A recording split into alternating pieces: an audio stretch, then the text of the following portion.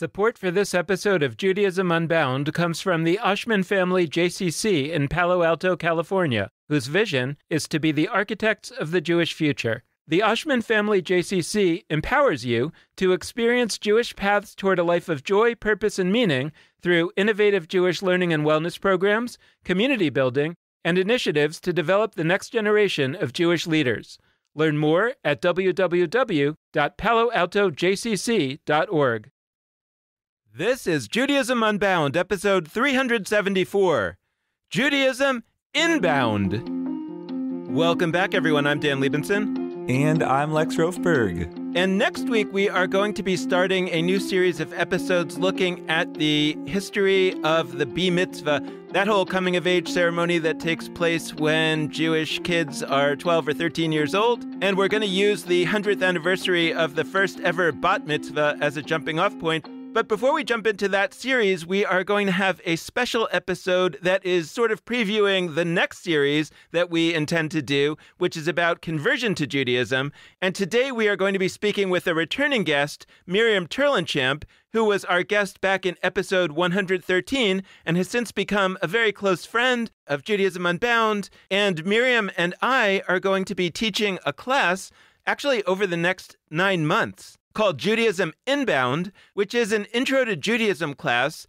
designed to work for people who are considering conversion to Judaism, but also a great intro for anybody who's already Jewish or not Jewish and just curious about Judaism. So we're going to be talking a lot about that class today. It's going to launch initially as 3 classes in a row in our second session of UnYeshiva short classes, which, by the way, we've just announced. They are available for registration. Go to judaismunbound.com/classes. As always, these classes are taught by some of our favorite guests on Judaism Unbound. Lila Corwin-Berman talking about American Jewish philanthropy, Andrew Tobolowsky talking about the myth of the 12 tribes of Israel, Liana Fink, the New Yorker cartoonist, talking about making midrash through art, and Lainey Solomon from Svara and the Trans Halacha Project talking about Torah as a state of statelessness. So those short classes are coming up. They're going to be 3 weeks in a row, starting the week of May 7th. And the class that Miriam and I are teaching, Judaism Inbound, a new kind of introduction to Jewish practice and life, is also going to be 3 weeks in a row. But then it's going to continue over the course of 9 months as a monthly class that's going to meet once a month for a formal class and also another time once a month for an optional Q&A. So it's a new style of classes for us at the UnYeshiva. We're excited to experiment with it. I should mention, of course, you can also sign up for our first round of short classes, which are starting in just a few days, taught by Lex, by Ariel Mays, our guest from a few weeks ago on Jewish mysticism and ecology, by Denise Handlarski, our friend from secularsynagogue.com, teaching about sex, sexuality, and scandal, and a class on Jew witchcraft taught by Katsira Lesser, our guest from some time ago. So check all of those out at judaismunbound.com/classes, and we are sure you'll find something there that will be of interest to you, particularly in this time of the Omer, this time between Passover and Shavuot, where we reenact the movement from Egypt to Mount Sinai, which we can think of mythically as a movement from the old version of Judaism to the next version of Judaism. But we can imagine these classes as the way to start thinking about these questions as we're wandering in the wilderness before we get to Mount Sinai, where we're actually going to start to put some ideas together. So we hope you will check those out. Now, a few words about our guest, Miriam Terlinchamp.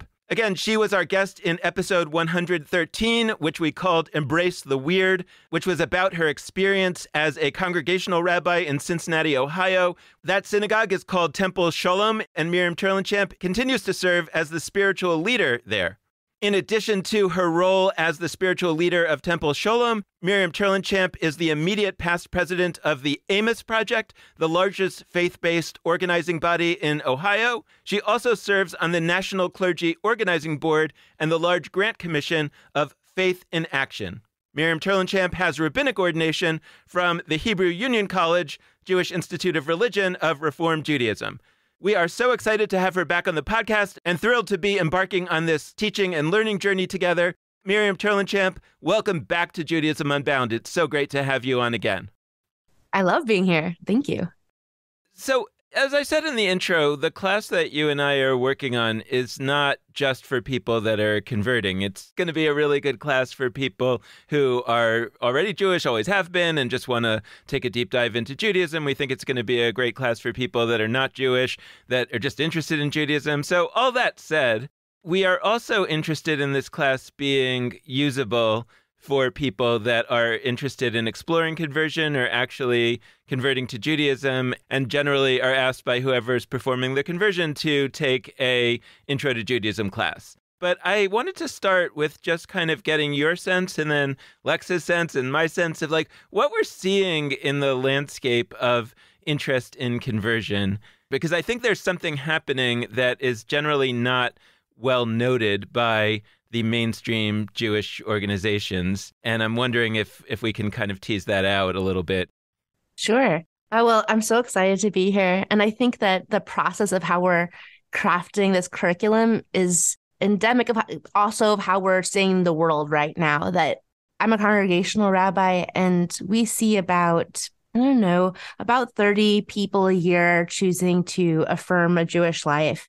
And just to be clear, you're a congregational rabbi in Cincinnati, which is not necessarily a huge Jewish community. A robust mid-sized synagogue in a robust mid-sized Midwestern city. And I actually think what's unique about Cincinnati, if I should do a positive plug here, is that in a tri-state area that is different than the more popular understood tri-state area, we have a lot of crossover of rural communities, of people growing up in evangelical homes who've had to leave.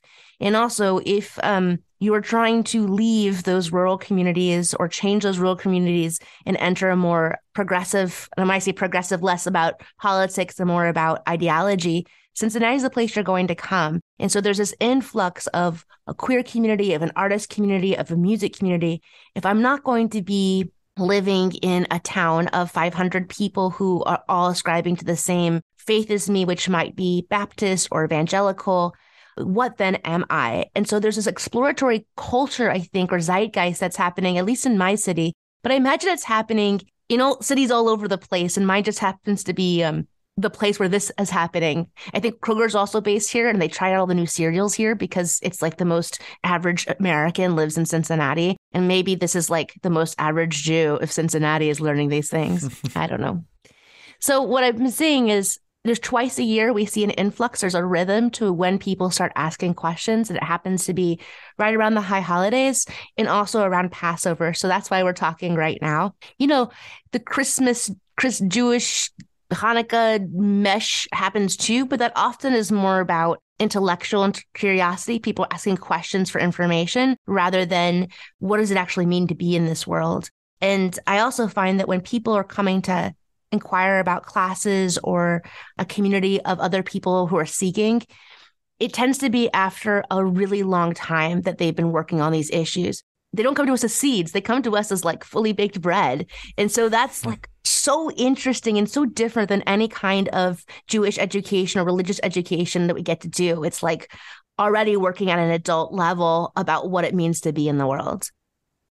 So actually, Lex, I preface this by saying, as I've said many times, we don't have much in the way of financial resources over here at Judaism Unbound, so we have not done a study. We haven't really had the wherewithal to do a study. So a lot of what we know is impressionistic, it's qualitative, but I think you'll agree with me, Lex, that we see in the world of Judaism Unbound listeners, we see a tremendous number of people who are somewhere on the pathway of converting to Judaism. And I'm wondering if you want to flesh that out a little more. Yeah, I want to just underline, emphasize, highlight, bold, italics, what you just said. We have so many Jews by choice, converts, people who are finding Judaism. I say all of those because terminology, different people like different terms, and there's problems with all the terms and great things about all the terms. So many of those folks have been connecting to Judaism Unbound over the years.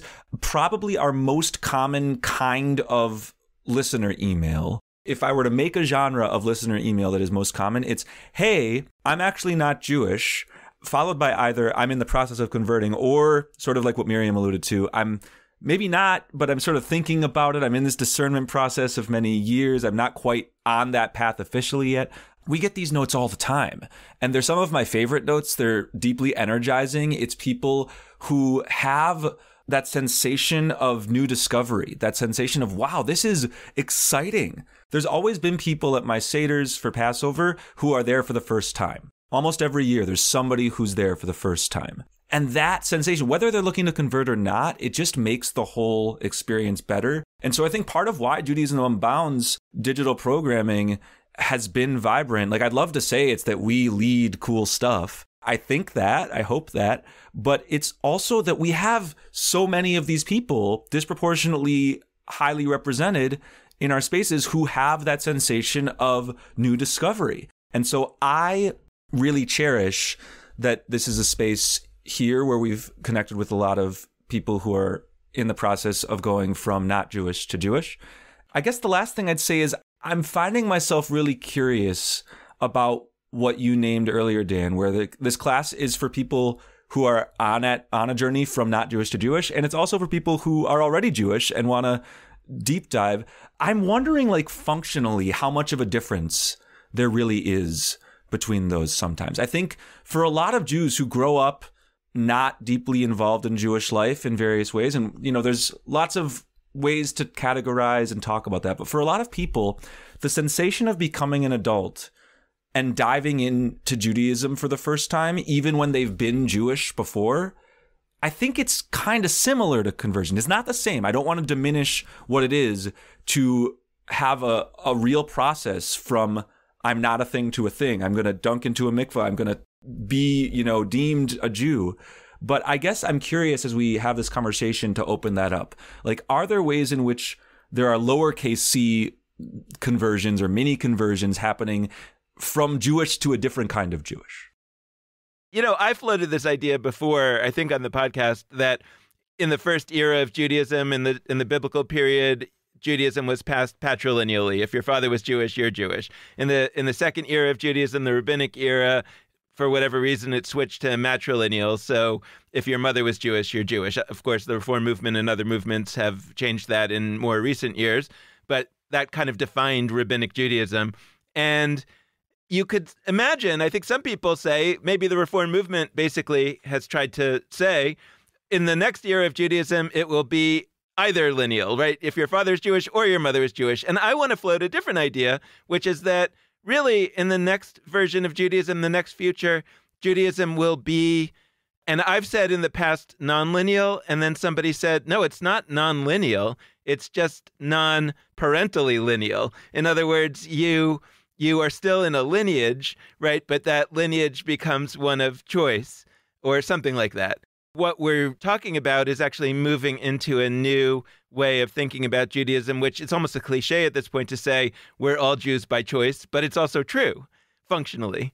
And so what would it mean to actually enshrine that in some fashion in the actual practice of Judaism, such that there might be an adult milestone ceremony that would be equally accessible to people, whether they were born to Jewish parents or not born to Jewish parents. And functionally, that is the moment where you commit to being Jewish in your life moving forward. I don't want to fully say that in a complete way, because I also imagine a future of Judaism where it's not quite as all-encompassing as it has been in the past, right? Or there's all kinds of possibilities that emerge. But I want to suggest that maybe it will end up being the same no matter who your parents are.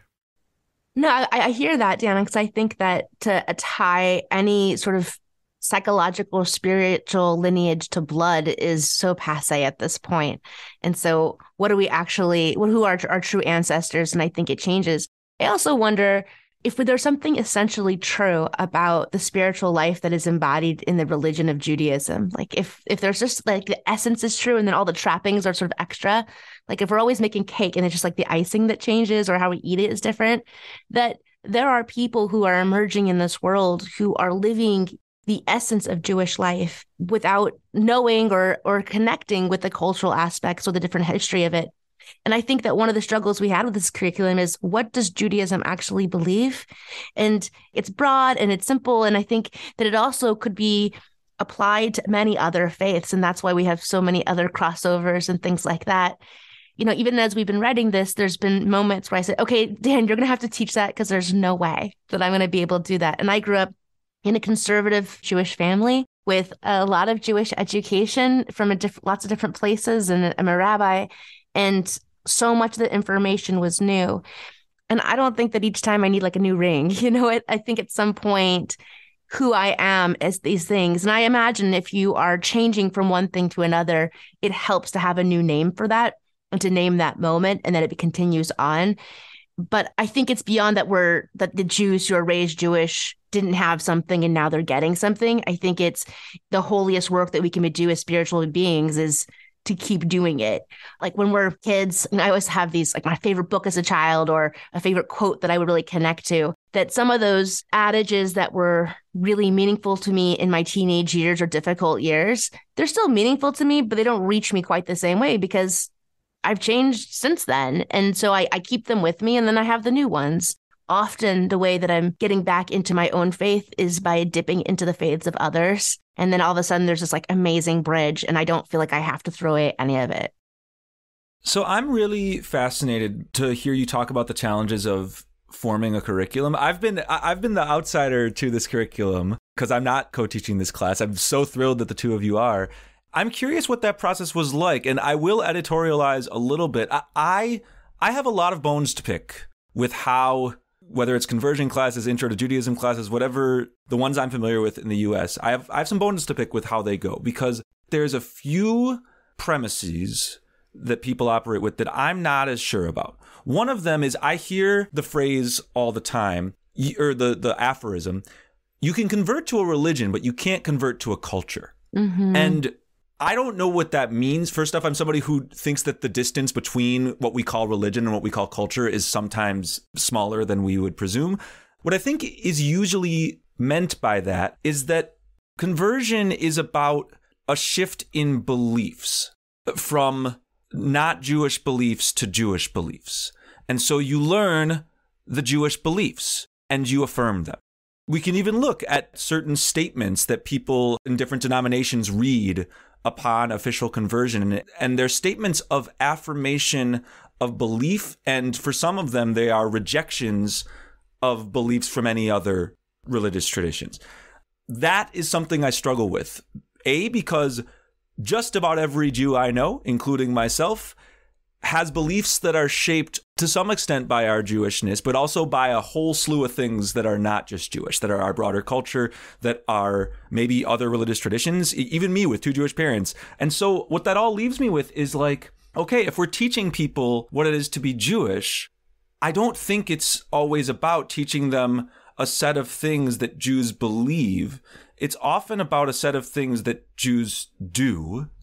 That's recognized. I think that's why people start with holidays, people start with rituals, but like, I don't find that a lot of intro to Judaism classes or conversion classes are like, here's a bunch of TV shows and films that Jews watch and do so specifically as Jews and talk about with other Jews. Here's the producers, here's Prince of Egypt, here's Yentl, here's Transparent, here's Marvelous Mrs. Maisel, here's Avalon, here's Rugrats Passover. That Jews watch and do so as Jews, and I think it'd be great if you watch those. There's a separation we draw between like the quote Jewish religion and the quote Jewish culture. And by the way, I'm defining Jewish culture not just as like Ashkenazi culture. I am defining it in a broader way. We would benefit to think about what that curriculum could be. And so I'm curious, for the two of you, what did it look like to sculpt that curriculum? What determinations did you make? What kind of questions did you ask?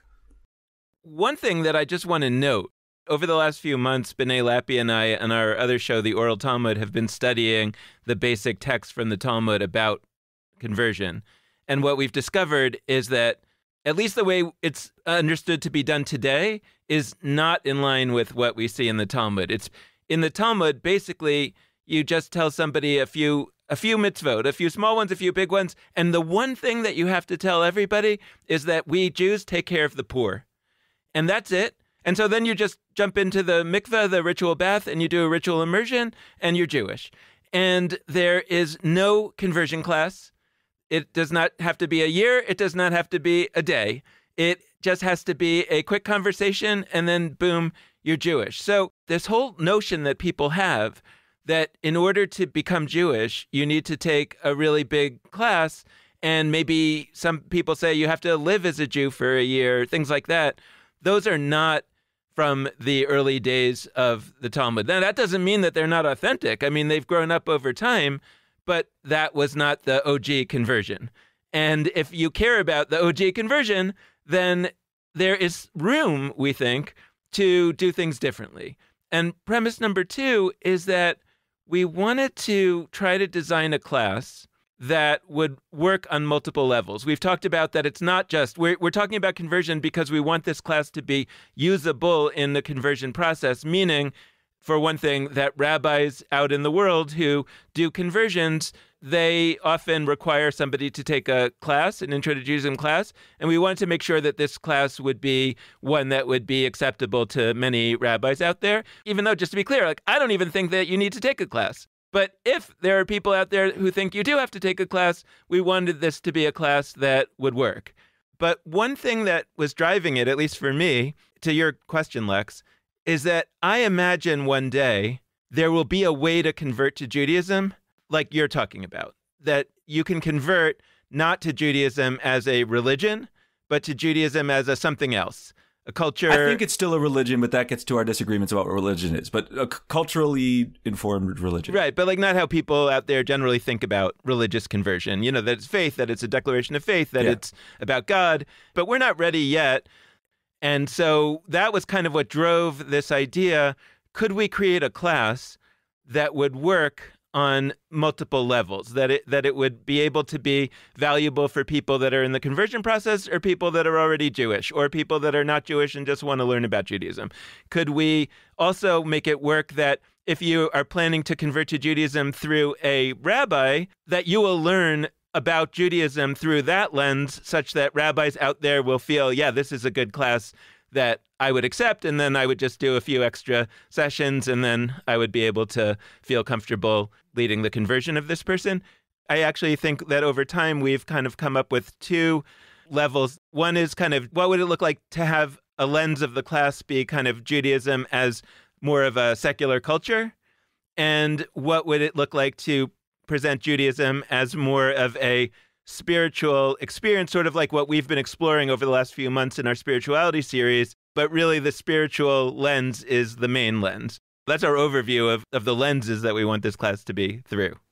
Okay, I have to put some of my glitter on there. This is why Dan and I are going to be good co-teachers, is because there's a really different way of seeing things and feeling things. And yet I think that one of the beauties of having a class that is taught by friends who engage as friends by intellectual inquiry, that we were sort of like, we hang out a lot trying to work through problems in very different mind spaces. And so I think what you'd see in this is also 2 rabbis or two Jews. You just ordained Dan, by the way. Yeah, Thanks for doing that. I'm sorry. I know it's like a curse word. It's okay. I agree. So I feel like there's something beautiful creating art with people who think through the world differently. So it's like love-based in that way too, Dan. I've been teaching these classes anywhere from 1 to 3 times a year. And I think what this class does from the very beginning is saying the starting point is not the starting point that any of us are expecting. And that is true when it comes to Torah or our living books or sacred text. I think it's true in terms of culture, that there is no one way, and that what we do for most of it is to break it down. It reminds me of like the first year of rabbinical school. Lex, I don't know if it's like this for you, and that you go in and everyone's so excited to be there. We work so hard and I can't wait for all this debt. And then they tell you that the Exodus isn't real. And then they tell you that everything is broken and none of the things that we were taught, quote unquote, are true. And then there's no putting it back. I feel like we're actually doing that in this place too, not as like a trial of can your faith withstand the fact that the factual or historical realities might not match up with your own connection to the mythology, and that it is no less sacred, that our class is saying, yeah, everything changes, and isn't that amazing? And what are you going to do about it? I'm not sure, Lex, like we talked about, do we teach what Jews believe? We never can know in any given moment where we're going to be or what's going to happen. We think something positive is happening, it lands up to have a negative result. Vice versa, that there's a trajectory in the world that is so much bigger than any individual. And so what do you need to learn to work with that to see that you're a part of this like long, complicated lineage of everything. And what I would hope is that you walk away with knowledge, fine. Walk away with a little wisdom, amazing. Do you walk away understanding more of who you are and what that can then do for our world is really the goal. So convert, not convert, Jew, not Jew. Honestly, it's like, are you a better human? Is this a way that could help you be a better human? And to accept that the truth that you were told at a given point in your life might have changed. That works for me. And I feel like we're kind of working at our own pathos in this thing and like just backing it up with, real academia, but like really working through our own pains of like, what does it actually mean to be spiritual beings in this world anymore? Just to add one quick comment, just to make clear about the pedagogy of this, and because I also feel it's our pedagogy on Judaism Unbound, which is that there's just something about a form of teaching where the teachers don't know the answer and are telling you. Totally. It's a form of teaching where the teachers are working out their thinking and through a lifetime. And you just happen to be in this year's class. Next year's class, it's going to still be working it out a little bit more advanced, but it's right. And that's just, there's something about the invitation to that's what it is. I mean, that's the teaching, because the teaching is not the information that's being taught. The teaching is this orientation, which is, what it is to be a Jew is to be struggling and working these things out. No, I think what you're saying is like the future of spiritual leadership as a whole. Like, this is not just a Jewish issue. This like our whole country is going like, who holds the information, who holds the facts? And so to pretend that any of us are operating, that we held all the answers, like you always want to be learning with somebody who's also learning and questioning, I think. Totally. We'll come back to that because there's more to say there. But I wanted to, on this front of curriculum, I am, I'm nerdy and I'm interested in some of the practicals of what this class looks like with the understanding that it will probably evolve even as you're teaching it. But another piece that I struggle with in terms of how we do not just conversion, but how we do like all Jewish life cycles or Jewish processes of affirmation. I'm thinking, you brought up B-mitzvah earlier, Dan. Like, there's this sense that if somebody is, quote unquote, really becoming B-mitzvah or really, quote unquote, becoming Jewish, they need to check a certain set of boxes. They need to reach a minimum threshold of knowledge in like a bunch of different, subject areas. And so if it's B-mitzvah, like the idea is they have authentically shown that they know a set of prayers. Maybe this is good. They know one story from the Torah in a deep way and have brought their own take. There's all these senses of like what you must reach. And it's sort of a generalist expectation. Like, we want you to be at a basic level. We want you to be able to read Hebrew this well. We want you to have a connection of Judaism to social justice at this level through a mitzvah project. We want you to have, there's like a whole bunch of different things. And with conversion, similarly, you mentioned people are often asked to live a full year Jewishly before they convert. I think the thinking behind that is, well, how could you convert until you have a basic minimum threshold of experience with every moment of the Jewish calendar year? You have to go through it once. And I hear that, and I also think it's a mistake. I think we've messed up in terms of how we think about Judaism as generalists. It might behoove us to say, what if a process of conversion was somebody really deeply connecting to one specific piece of Jewish experience? And like, if they don't know any Talmud stories, if they don't know what Shavuot is exactly, that's okay.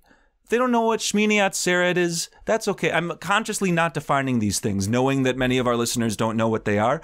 We usually define terms, but like, I really want to hammer it home. Like, if you don't know what those are, whatever, that's cool. I think most Jews, their relationship to Judaism is they have a few things. They have some set of things that they love and that they really do have a passion for and they really connect to. Whether it's a particular holiday or a couple holidays, whether it's a particular part of the Torah that they love, whether it's a particular set of like sensibilities and the idea of questioning, like we could make a list of things. But what I dream of is not that every Jew out there, whether by choice or by birth or by a mixture of both, it's not that all of them knows a certain set of things. Like a core curriculum. Columbia has like a bunch of classes that all the students take. So they share a set of experiences, 6 identical courses that they all take. My vision is that everybody has something they love and can teach the rest of the Jews about. And the other Jews don't have to be super knowledgeable about that. So my dream my dream conversion class, it wouldn't be, here is a tiny little snippet of every last piece of the calendar and every last piece of the Torah. And it would be, we're giving you some snippets, and the goal is for you to find a few things that touch your heart, that draw something deep out of you. You want to spend a few months looking only at like Jewish witchcraft and demons? Run with it. And it's okay that you don't learn about what Shemini Atzeret is, although maybe that ties to witchcraft and demons. You can teach me about it. But I was curious, Miriam, if that lands on you, or if you'd push back on me on this sort of generalist versus specificity piece.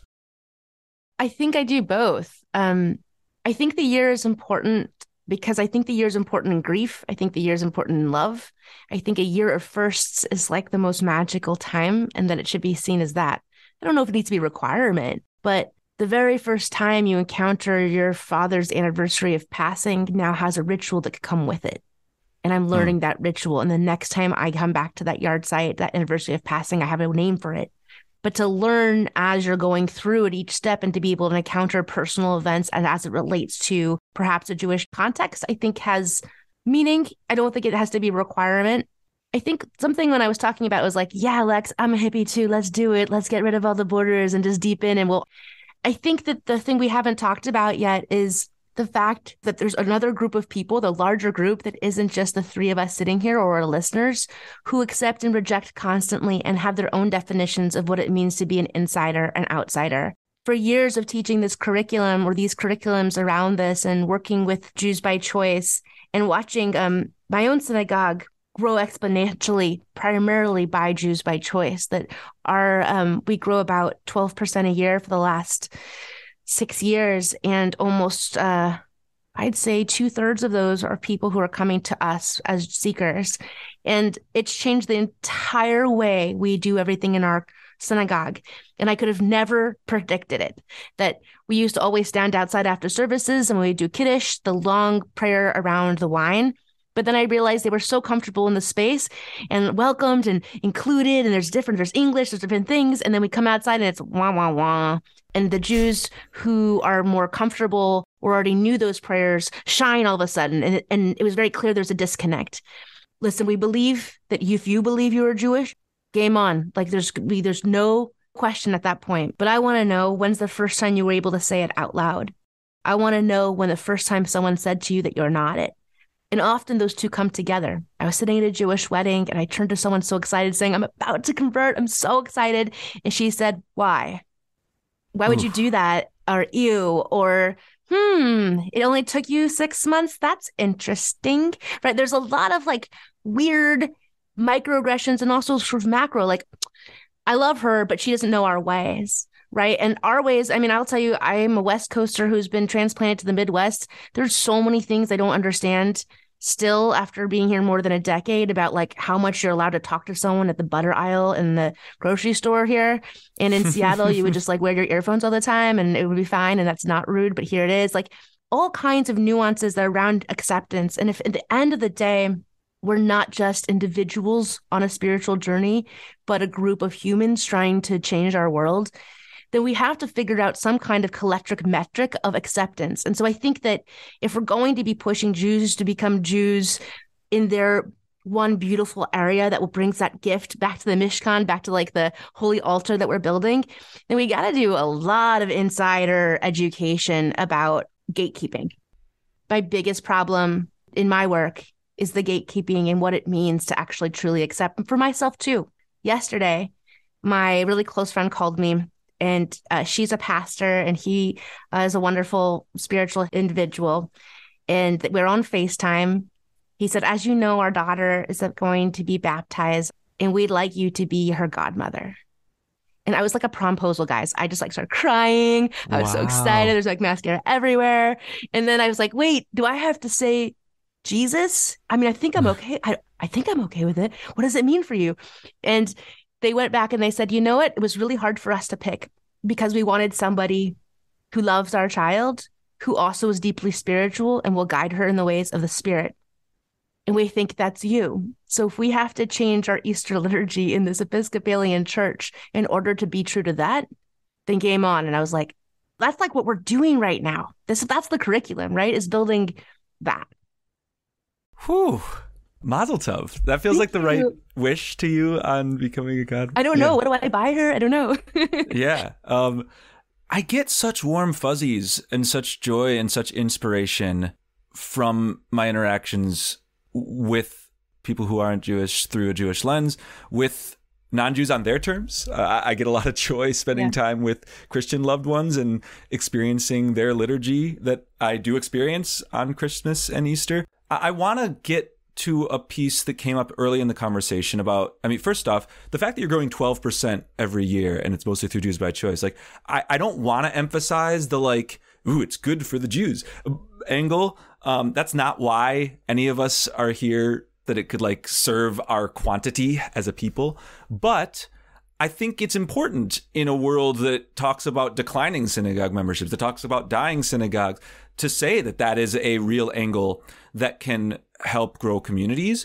And what I think is most important is sometimes what is deeply affirming to people who are converting is, you know, you've been Jewish all along and you're just affirming something that's already true.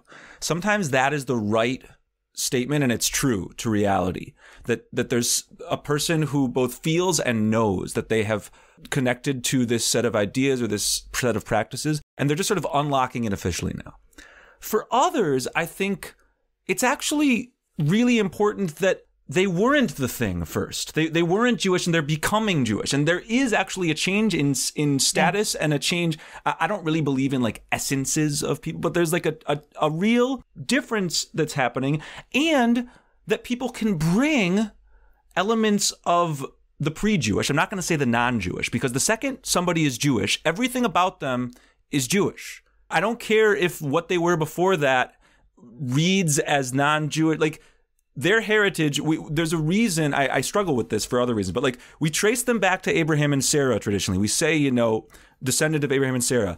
More and more there's people who struggle with that because it erases their literal parents. But everything about them, their childhood before they were Jewish, it's not that is a separate story and then there's their Jewish story. It's that's part of it. And so as people join your community, I would expect, and I'd even hope, that what your community is changes. It's not just that everybody signs on to Jewish as is, and, you know, they shift themselves to meet that Jewish reality. It's that Judaism itself shifts. And from my perspective, that's great. It's, first off, it's always happened. We've had a constant flow of this throughout history. And as Judaism has shifted, new ideas have come in, new practices, new foods, new traditions, new everything. But I guess I'm curious to hear from you, like, this is a huge practical shift to your community. And I don't think it's unique to your community. I lived in Jackson, Mississippi for a couple years. There were a ton of people converting in Jackson, Mississippi. And as you might expect, there's not a whole lot of Jews by birth there. And so similarly, the metrics, the numbers in the community were tilted very heavily towards people who were not born Jewish. And that's an exciting, inspiring place to be a part of as a member who was part of it. So, and by the way, even in a place like Mississippi, a lot of those folks were queer. You mentioned that like there's a lot of overlap there. It is often precisely in the rural area, like in places we think of as, oh, not that LGBTQ friendly, like a lot of those people, they're not connecting to Christian communities that felt oppressive or were oppressive. And Judaism feels liberating. And so I guess I'm warping together a bunch of different threads, but I'm kind of curious, like, what is it like practically to be part of a community that has shifted and grown and changed through conversion? Yeah, I connected to so much what you just said. For most of my life, and my father is a convert and my last partner is a convert. And I used to think that being a convert was a coming out of sorts, that, you know, if you identify as queer, then you've always been that way. It's just who you are. And at some point you find names and words that manifest that. I also think that the way that we were taught, at least in rabbinical school, but I also think just in the world, was that if you're going to be Jewish, you had to let go of some things from your past. Mm-hmm. The Christmas tree. And I remember like doing these when we were deciding about interfaith weddings, which now like I almost never do a 2-Jew wedding. And there was this thing of saying, okay, you don't have to convert to do this wedding, but you do have to give up all the quote trappings of your last, all the idols of what came before. But at some point I thought, you know, if those ornaments all came from your great grandmother and they're passed from generation to generation, well, they should still be in your life. Please, may Judaism not take anything from you, but ask you to bring your gifts with you. And I was like, right, Dan's nodding, yeah. But then I was like, well, does that actually then apply to, if it applies to, the stuff, the material goods, does it also apply to the theologies that were comforting you in times of darkness or strength? And I thought, okay, I can work in some. Right now, I'm really into Kate Bowler, and I love all her Lenten poetry. There's elements like that, and I love the idea of a God who suffers along with you and knows what it means to lose something as large as a child. But at some point, when does my expansiveness about that acceptance change? And I find that in my congregation, a change, I'm not going to say it's a loss, but a hardship we saw. We just had a big community study, and they said the biggest thing they want changed are more classical tunes. And I thought, awesome. And I thought, okay, I could just add a Don Olam. It's like a typical sort of, they're so happy we sing the song. It's great. I added a couple more traditional things because I had been pulling out some of the longer Hebrew phrases, the ones that I didn't like singing that much either. I got rid of Aleinu 3 years ago. I was super excited. Oh, it's back in. And so in our desire to soften and change and make accessible, you do lose an energy of the traditional and sort of what other people felt comfortable. And what I found was in our aging community who had been here with us the longest, their biggest complaint was something that we could never have complained about 10 years ago. I don't know any of the faces anymore. And I don't know the songs anymore. I don't have a seat anymore. The ones who are joining us, they don't know those songs. They didn't know there was a seat in the first place. And so trying to reconcile what was not just nostalgia, but what was meaningful, and then what is accessible, and actually trying to mean it and meet both of those. I'm not sure how well it works. Right now, it looks really good and vibrant and interesting. I don't know at what point, especially if you're a rabbi or your spiritual leader is consistently expanding in her thoughts and experience of things, that might not be true of your community. And how do you sort of hold all of it together without being overly didactic? Well, that gets to some of the stuff that we started this podcast on, and it's an open question whether longstanding institutions can be the places where these kinds of changes will take place, meaning like a synagogue that's been around for a while, or is it really that there's going to be new things that are created? And what's so interesting about your synagogue, and for folks who haven't listened to our first interview with you, they should go back and listen to it, because you're in a kind of hybrid place. You, and our conversation in that first conversation was about how you took this longstanding synagogue and did all kinds of radical things, and you sold the building, and you, in a way, started in a new way. But like you're saying, there are longstanding members that were along for the ride, and the dynamic between the longstanding members who have nostalgia for these particular tunes versus the new people who have no nostalgia by definition is fascinating. And I mean, maybe like a separate course is needed for, longstanding Jews to learn to not gatekeep. And what does it mean to have an orientation to Judaism where gatekeeping becomes a ridiculous thing to think about? Like somehow, How could you keep a gate? There are no gates. You're standing guard in this place where the gate used to be, but there's actually no gate. And so people can go around you and everywhere. So it becomes absurd, but maybe that's kind of what the world actually is. Anyway, that's one notion. But the other one that I just wanted to put in here, and Lex, I don't remember if I've ever kind of floated this idea, but like I'm very, very radical about conversion. Like I really profoundly don't believe that there should be any substantial requirements. I love the idea that the one concrete requirement that we see in the Talmud is that you have to tell people that Jews care for the poor. That's the one thing you need to know. And then whoever's doing it can tell you a few other things, and then that's it.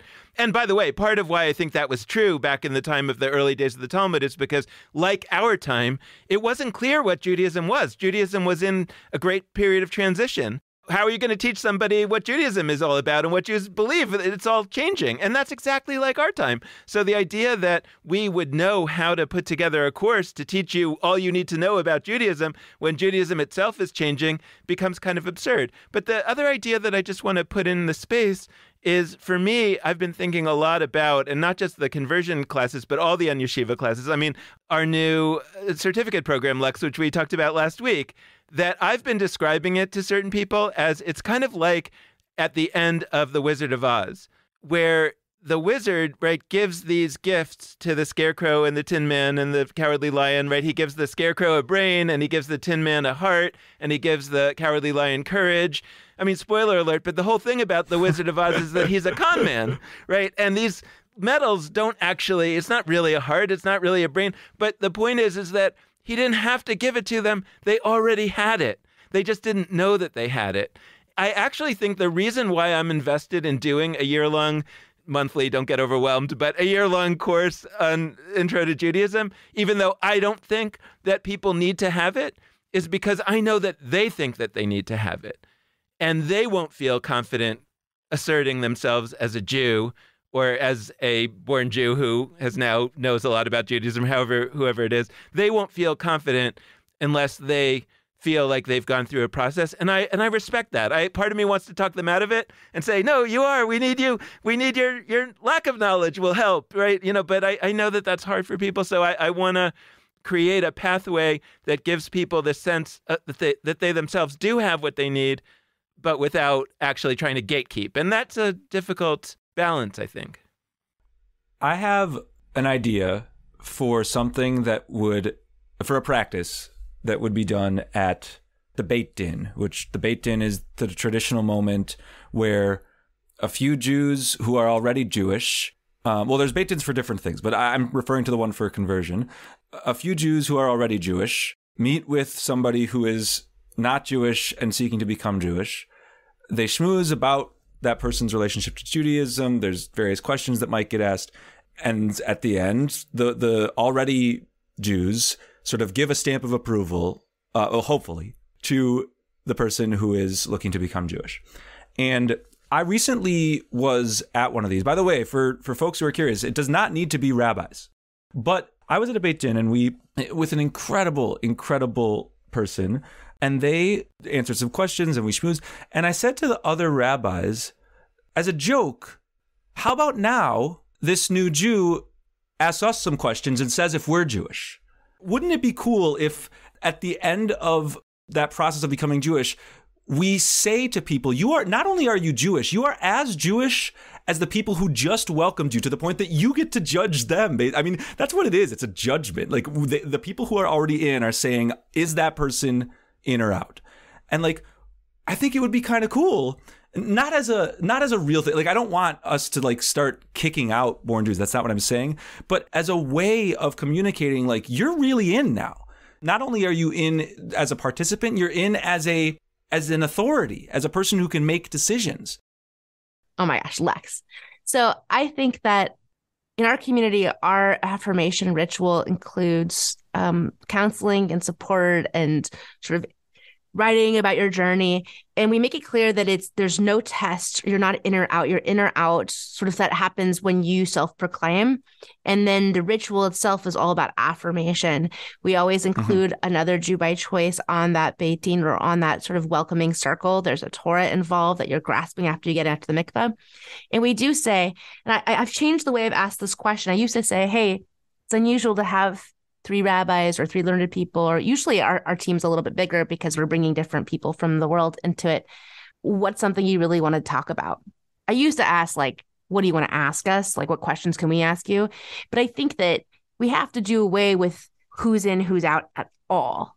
And so, and I also think that there's holiness to having this be your moment, right? It's beautiful at a mitzvah when other people also read from the Torah, but we're not having that special aliyah moment in that same way. And we're just affirming sort of the growth of that person.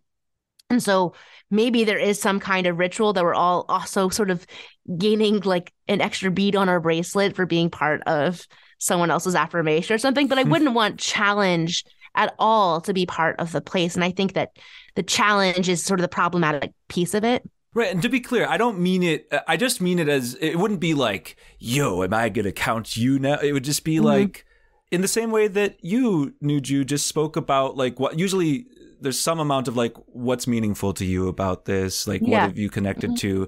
And I think that if that were multi-directional, that would be cool. Yeah, I agree with you. Yeah, I think that's the whole thing about those rituals, which are imperfect. I think actually like the vow that you take, at least according to the Reformed tradition, has one element. And I've rewritten them, I don't know, 10 times, 15 times. It's still not right. Maybe one of the problems is that it's hard to say we don't know what we're saying yes to anymore. Right? I'm saying yes to like being kin with these folk, but I don't know what really more we're saying yes to. Right? Like Dan and I see God differently. We see Judaism different, all these different things. And we're both Jews. And how do you just build confidence in that space? I also will say, and I think this is an odd thing, and maybe it's not relevant to this, but in our place, we have 3 Shabbatot, 3 Friday nights or Shabbat services that are traditional-ish, in Reform world. And then we do something we call Shabbat-ish. And it's all original liturgy. I wrote the poetry. My friend writes the music that we're doing. And the Jews by choice who are new do not like it, usually. Some of them are like very expensive and they like it. But my primarily group of recent affirmed Jews prefer the traditional, and the ones who grew up Jewish tend to prefer this alt thing. Both sets don't really see it as Shabbat. They're very comfortable with the ish at the end of it. I will say for me, that's the holiest thing that I get to be part of. That's different every time, that it interrogates, that questions it, that sounds amazing, that's not all in the minor key. So maybe like we're all being expansive and open, but like that's not what people always want. I don't know. Or maybe it's because they affirm and then enter a classic institution, and the classic institution needs to be providing classic institutional products. I wanted to just float one idea that just comes from what you all were talking about earlier, which is like, I've been doing the Daf Yomi, the daily Talmud page, and Lex, I know this is going to like set off, you're going to want to talk about this for the rest of the show. Thank God we don't have much time, but it's the tractate has been Nazir, the Nazirite, which is kind of an ascetic. You're correct. Yeah, it's kind of an ascetic office, kind of like a monk in a way, a Jewish monk in a way, and you'd like take a vow to become that for a certain term. And I was thinking as you were talking, what about if to be Jewish would be term-based? And this would be for people that are converting and also for people that were born. That every year, let's say, we would re-ritualize, maybe it's the high holidays, maybe it's a different holiday, and every Jew would have an opportunity to decide whether they want to be Jewish that year. And if they said that they did, then they would actually go to a mikveh, a ritual bath or a river or something, and there would actually be a ceremony to recommit to being Jewish for the next year. And I was just sort of tying together what you were talking about, Lex, because I would imagine like it would be interesting, right, if the people who were born to Jewish parents would have to have a Beit Din, meaning 3 people that kind of oversee, that were all new Jews. Completely new way to think about how everybody is a Jew. And so then we would need so many Beit Dins, we would need so many panels of 3 people. All the new Jews would have to serve because we just otherwise wouldn't have enough people to do it. So it would just very quickly become a very flattening type of experience where as soon as you're Jewish, you're on these panels. That sounds horrible. like it just sounds like so much infrastructure. And I would say, like, have you ever had a point where it's not that you stop being Jewish, but like it just isn't working for you? And then I don't know, you get home, it's sundown, and you're like, I'm just going to like pull these tea lights out, or maybe I'm like the fire or something. And it comes to you. I was just went to Mexico with my kids, and we were swimming in the ocean, and I have little ones, and so with me the whole time. And there was one morning I got to go by myself, and there was these stingrays and a barracuda. And it came to me that alone in that ocean, all these prayers that would normally be in a mikveh were mine all of a sudden. I think that picking moments where you're like, oh yeah, I guess it was a little bit far from me, and now it's with me again. I think that's critical for a vibrant or a healthy spiritual life, is naming the moment and then taking whatever like the ritual is for it. Like I was like, I'm in the ocean already. Dunk, dunk, dunk. I took off my snorkel. I said the little things because that was the moment it came to me. I have this friend, and every anniversary with his wife, they get a new ring. And sometimes it's like the little plastic ring, and sometimes it's a diamond ring. And it happened on their first anniversary when they were much younger. They really were in a dire space financially, and they had to sell their rings. And so every anniversary, they get a new ring as a reminder that they're not in that place anymore, but also that they're recommitting. And it's not a big thing. Like they just like go to the store and they got rings that year. And so he has like 27 different rings. I love that for marriage, and it doesn't require like a vow renewal or any of these things, but there's an implicit conversation that must happen if you're going to do that. And is there a way that we could train and support people to understand when you're trying to access the divine or your Jewish identity that you're in control of that fully? First off, I want to celebrate Miriam saying, "That sounds horrible," to Dan. I also... He doesn't have to do it. It sounds great, but he wouldn't be the one organizing it. Yeah, I also think that it sounds horrible. I mean, you went on to affirm elements of what he said, but I also was thinking it sounds horrible. I mean, like, here's a good place to end this episode on. Like, Jew by choice is a really interesting term. We've talked about it in the context of people who start their lives not recognized as Jewish and become Jewish. We've said, Dan has said especially, that perhaps we are all Jews by choice. I don't know. I don't know about choice as my framework. And I'm saying that not because I get the last word, but because I hope it's like a form of a first word for everybody out there to sit with and consider. Like, where is choice in all this? I don't like the idea of every year or every however long Jews deciding whether they are Jewish or not. I'm not saying that's inauthentic. I'm not saying it's like out of bounds, unbound. I'm saying I just don't like it. What excites me, what I do think would be cool, is if there was a periodic, in the sense of like a period of time, a periodic rhythm where on X basis, I think every year is too much is my instinct, but maybe every 7 years, like once a Shemitah cycle, or maybe every 13 years, shout out to B Mitzvah, Jews utter out loud that you talked about Nazir, the Nazarite vow. Like, it's a statement out loud that you say. I think that's part of its power. It's not just that like you come up with an intention in your heart. You actually say words that make you a Nazarite. And I think that if every 7 years or every 13 years you gave out loud an intention, I don't even care if it's in front of other people. I think for some, me included, I would like to do it in front of other people because I think it would create accountability. But if the statement was, how do I want to Jewish these next 7 years, these next 13 years? What do I want a key intention of mine to be, that either it's new, either I haven't been doing this very much in my Jewish life and I want to do it more, or it's something I've been doing a ton already, and I want to affirm, I want to enshrine that is a key element of my Jewish practice for the next 7 years or the next 13 years. That excites me because it brings what I think you want, Dan, which is like an active affirmation, not a passive, oh, I'm Jewish today, I'll be Jewish in a year, I'll be Jewish in 10 years, I'll be Jewish when I die, and that's whatever it is. It creates a level of intentionality and a set of choices about what kind of Jewish you're going to be. But it doesn't create this, I'm not ready to say that Judaism is entirely about choice. I do think that for Jews by birth and Jews not by birth, there are elements of active choice that we all make, and there's elements of how, independent of our individual agency, we are shaped by the communities around us, by our ancestors, literal genealogical ancestors and otherwise. So the closing question I would pose to our listeners is, where is choice in Judaism for you? And how might conversion or deep diving into Judaism while already Jewish fit into that? I think that's a beautiful question. I think it's the right question for all of us, that what element is choice and what element is just like, this is what I'm dealing with. And that to know that you're in a space that is constantly moving, in a community that is constantly changing. And so as you think about your own choice, what are the things that you're going to bring with you into that next part? And what are the things that you're going to leave behind? And know that even as each day is new, that there's also teachers and students who are going to be doing it with you, that this is not something that gets done completely in a vacuum, that isn't completely solo. And that's part of the beauty of it. Thank you so much, Miriam Terlinchamp, for joining us. This has been an awesome conversation. Thanks, guys. That was fun.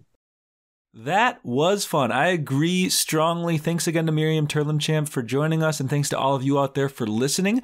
We hope that if you enjoyed this episode, if you are in the process of converting, if you've been Jewish a long time but want to learn more, if you're not Jewish but want an intro to Judaism, all of those are great reasons to head to judaismunbound.com/inbound, INBOUND, and register for this awesome course. You can also register for other UnYeshiva courses, mini courses right now, 3-weekers, by heading to judaismunbound.com/classes. Many of those start in just a few days, so be sure to head there. Don't miss it. With that, we will close out this conversation and, of course, encourage you to be in touch with us. If you've got questions, if you are in the conversion process and want to schmooze with us, whatever it might be, send thoughts, ideas, questions, visions our way. You can do that. Here's our email addresses, dan@judaismunbound.com or lex@judaismunbound.com. You can also hit us up on social media, Facebook, Twitter, Instagram. All of our handles are @JudaismUnbound. The last request we like to make is that we deeply appreciate any amount of financial donation that you can send our way, and you can do that via judaismunbound.com/donate on either a monthly recurring basis or just as a one-time gift. So thank you so much for listening, and with that, this has been Judaism Unbound.